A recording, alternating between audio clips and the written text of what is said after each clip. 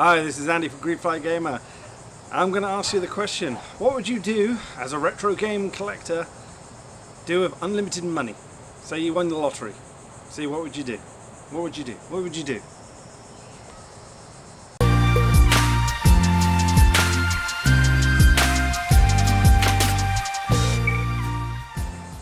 Alright, here we go.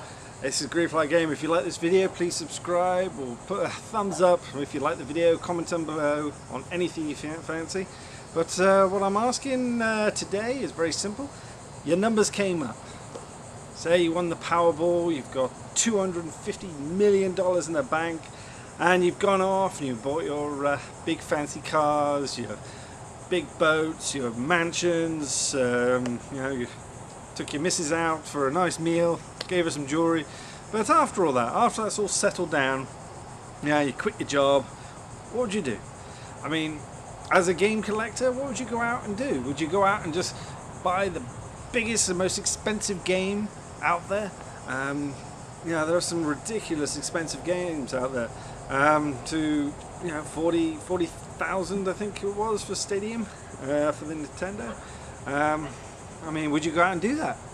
I mean, wow, if you've got that much money, who cares, right? But I don't know if I would really want to. I mean, yes, you get all these lovely rare games all sealed, and that's wonderful, but that's all they are. They're just sealed copies. That you'll never actually get to play the actual game. Now, the trouble is, a lot of these rare games aren't very good. They just didn't make a lot of them. So I always wonder about rare games. Now, me personally, I think, honestly, I would go to a couple of retro stores and I would almost think about hiring the people there to start hunting down and getting the games catalogue going. I mean, I know a couple of retro game store owners, and they keep a little eye out for me, not too much, because as I say, money's not the most best thing I have at the moment. So what I tend to do is, like, I go along and I look for the cheapish, around the $10 to $20 games that could make a bit of money later on down the road. But yeah, I would actually go to one of these stores and I would hire the guy to hunt games down for me. That'd be kind of a fun thing. Also doing my own hunting at the same time. But then when you actually get all these games, what would you do? I mean, yes, of course, we all have our own little dedicated games area, but of course, you've got unlimited resources now.